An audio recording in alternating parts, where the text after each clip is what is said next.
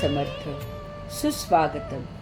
हिंदू जागृती न्यास व श्री घंटाळी देवी संस्थानच्या प्रभाते मनी या कार्यक्रमात डॉक्टर अश्विनी बापटचा सस्नेह नमस्कार.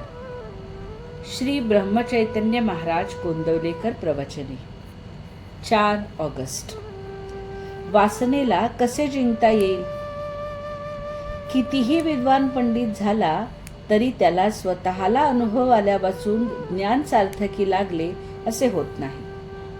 पोथी ऐकून ज्याला वैराग्य आले त्यालाच पोथी खरी कळली असे म्हणावे. पोथीत सांगितलेले ऐकून ते जो आचरणात आणतो तोच खरा श्रोता होय. वेदांत हा रोजच्या आचरणात आणला पाहिजे तर त्याचा खरा उपयोग. म्हणूनच सर्व प्रचितींमध्ये आत्मप्रचिती ही उत्तम होय. जो भगवंताला शरण गेला त्याच्यापाशी शब्दज्ञान नसले तरी त्याला मिळवायचे असे काहीच उरत नाही. जो शब्दज्ञानाच्या मागे जातो त्याचा अभिमान बळावतो. जो शब्दज्ञानी नसतो त्याला अभिमान नसेलच असे नाही. अज्ञानी माणसातही अभिमान असतो, परंतु तो घालविणे सोपे असते. सद्गुरूला शरण जा म्हटले तर अज्ञानी माणूस मुकाट्याने शरण जाईल, त्याला कुठलीही शंका येणार नाही. काशीला जाणारे पुष्कळ रस्ते आहेत, पण कोणत्याही रस्त्याने जायचे तरी आपले घर सोडल्याशिवाय जाता येत नाही. हे जसे खरे तसे कोणत्याही साधनात वासना बाळगून किंवा ते देवापासून निराळी ठेवून भागणार नाही. ती देवाची कराल, तिला मारायला देवाचे स्मरण पाहिजे. भगवंताचे होणे हे माझे या जन्मातले मुख्य काम आहे असे समजावे. मी भगवंताचा कसा होईन याचा सारखा रात्रंदिवस विचार करावा. मी दुसऱ्या कोणाचा नाही ही खात्री असली म्हणजे भगवंताचे होता येते. आपले मन वासनेच्या अधीन होऊन तात्पुरत्या सुखाच्या मागे गेल्यामुळे थप्पड खाऊन परत येते. लोक समाजात तितके वासनेला जिंकणे कठीण नाही जसे लोक समजतात की वासनेला जिंकणं फारसं कठीण नाही. आपली वासना कुठे गुंतते ते पाहावे. आपल्या अंगातले रक्त काढून ते तपासून आपल्याला कोणता रोग झाला आहे हे डॉक्टर पाहतात.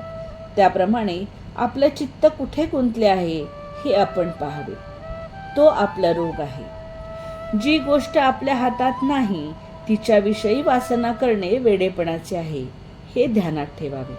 म्हणूनच विचार आणि नाम यांनी वासनेला खात्रीने जिंकता येईल. मग आपले कर्तेपण आपोआपच मरून जाईल. हिमालयावर ज्यावेळी आकाशातून बर्फ पडते त्यावेळी ते अगदी भुसभुशीत असते, पण ते पडल्यावर काही काळाने दगडापेक्षाही घट्ट बनते.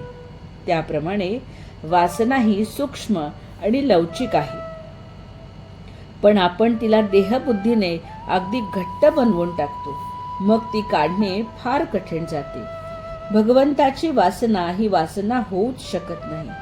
ज्याप्रमाणे कणिक अनेक वेळा चाळून गव्हाचे सत्व काढतात, त्याप्रमाणे विषयाची सर्व वासना नाहीशी झाल्यावर जी उरते ती भगवंताची वासना होय. बोधवचन. वासना मारायला भगवंताचे अधिष्ठान हा एकच उपाय आहे. आजचा हिंदू कर्तव्य दिनविशेष 4 ऑगस्ट. दीपपूजा. या दिवशी दीपपूजा केली जाते. मानवी जीवनात प्रकाशाचे मोठे स्थान आहे. त्याविषयी कृतज्ञता भावासाठी या दिवशी अखंड दीप ठेवून त्याची पूजा करतात. कापसाची 5 ते 7 गाठीवाली वस्त्रे नेसवून वात खडीसाखरेने सावरतात.